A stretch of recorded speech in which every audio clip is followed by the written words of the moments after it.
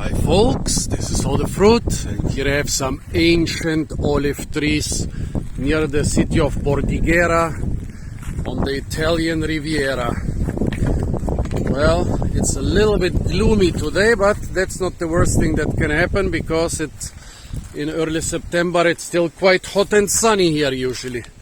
Well, look at those trees.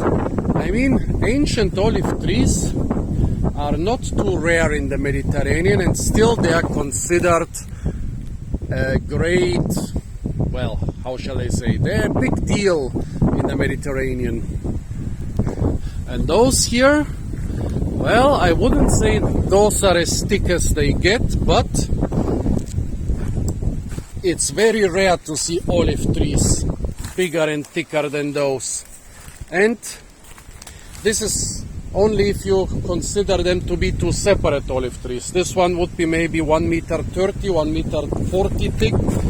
Well, this here is close to 2 meters, maybe a meter 90, a meter 80, a meter 90. If they are both together, if this is one tree, then this would be about 4 meters thick, which is quite close to the record. Well, yeah, 4 meters thick or even 2 meters thick, it doesn't sound too impressive, but olive trees grow very slowly. That's the first impressive thing about those.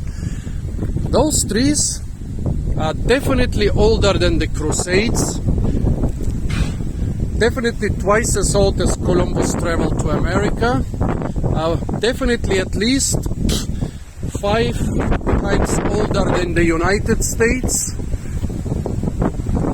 and maybe they are even older. It's also possible they're as old as the Greek or Roman colonization of this area, like 2000 years. So maybe they are from the time of Christ. And if this is one olive tree, because I don't think that anybody planted 2 olive trees so close together, it's much more probable that that's one olive tree and the center of it rotted away, or it froze back 1,000 years or longer ago. If this is one olive tree, then I'm quite sure that it's over 2,000 years old. That would mean at the birth of Christ this tree was already growing. Olive trees of this size have been dated on the island of Malta, and turned out that they are over 2,000 years old. I saw those olive trees myself in Malta. They are very impressive, about as impressive as those two. So, what shall we assume? 2,000 years for those? That's already incredibly impressive. 2,000-year-old fruit trees.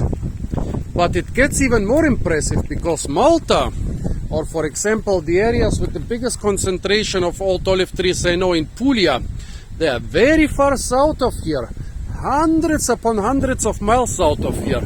You know how far north we are here? Well, if you've watched my other videos from the Italian Riviera, you would know that they always stress that those hills in the back, they get taller and taller and taller, and those are actually the foothills of the Italian Alps.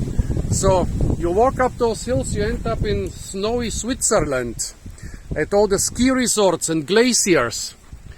And we are here at a geographical latitude like southern Canada, like New England, very frosty areas. And olives are not cold hardy trees. That's even more impressive than just their age. Olives are not very cold hardy trees. At minus 7 degrees Celsius they already started to get damaged. At minus 12 you have a good chance of the tree to die. There are anecdotal stories that they survived minus 20, minus 22 degrees, like about 0 degrees Fahrenheit, but that's in rare occasions they survive this in sheltered places, and surviving in that case means that suckers like those would come out of the roots, while pretty much everything overgrown died back. So imagine those stems here survived for 1 to 2,000 years above ground. The stems didn't die back. That means that those are basically, giant ancient thermometers or data loggers which tell you that during the last 1000 to 2000 years we basically didn't have temperatures colder than minus 12 or minus 15 degrees Celsius in this area. Otherwise those stems wouldn't have survived like this. Well, this area is, as I said, it's in the foothills of the Alps and at the same geographical latitude as southern Canada. Imagine this must have been an area where there was no temperatures close to 0 degrees Fahrenheit for thousands of years. And if you look around, well, this is so far north, this is only possible where the Alps meet the Mediterranean. The Mediterranean is an air conditioner and the Alps are a wall protecting the area from cold Nordic winds. And if you look around, huge citrus trees, thousands upon thousands of date palms.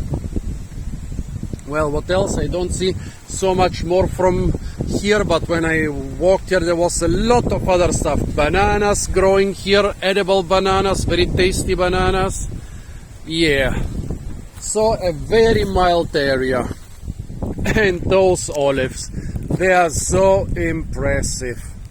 Those things grow so slow, and seeing something like that in the central Mediterranean is already incredibly impressive. But seeing something like that near the Alps, something which was probably here since before the birth of Christ and which managed not to freeze in those Nordic latitudes for 1,000, 2,000 years, maybe even 2,000 and a few hundred years. It's impressive. Well, what else can we say about those olives? Well, I guess they are a pretty ancient cultivar. They are grafted. Look at that. If you look at the suckers which come from the roots, this is something quite close to Olea europea sylvestris. Maybe not original sylvestris. They are not very spiny. There is some hint of spininess, but they have the typical leaves which are closer to sylvestris. However, even the lower branches which come out of the really thick lower parts, about less than 2 meters or about 6 feet from the ground, are some cultivars. I don't know, on those lower branches I cannot see olives. I don't know if they are the same cultivar as the higher branches, but here when you compare them to the suckers that come out from the ground, it's clear that this is something different. This is one tree which was stuck on top of another tree and they formed some sort of superorganism together. Well, in the higher branches there are lots of olives.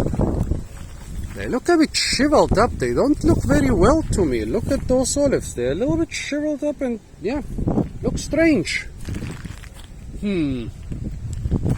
Well, lots of young olive grows around those ancient olives. There seems to be another older olive down here. I saw a couple other old olives, some of them in private mansions around here. I don't know, maybe there are some which are even more impressive than those. But those olives which you can, actually 1,000 years is far too low. I think 2,000 years is realistic. But there were Greek settlers in this area, even many centuries before the birth of Christ. So it's possible that those are like 2,500 years old. Let's say 2,000. 2,000 is a good guess for an olive in the Alps, which is like almost 2 meters thick. And if this is one single tree, that can catapult the age even higher. Well, I mean, I guess I'm not gonna do this, but somebody could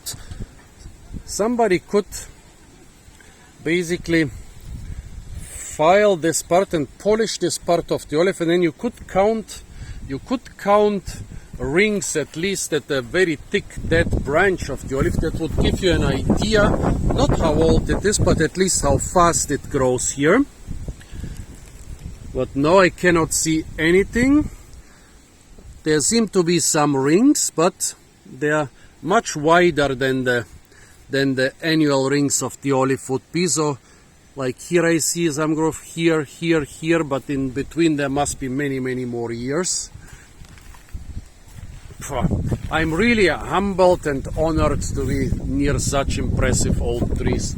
Guess somebody made something here for what? Stray cats, stray dogs, stray something. And the city of Bordighera has put a trash bin at the bench next to them and the parapet. That's very kind of them. I really appreciate that. They are taking care of those old olive trees. I'm sure they're also protected by law.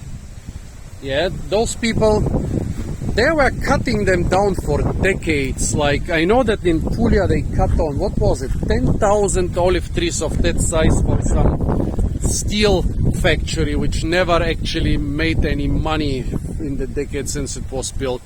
And up here there must have been a lot more of those ancient olives.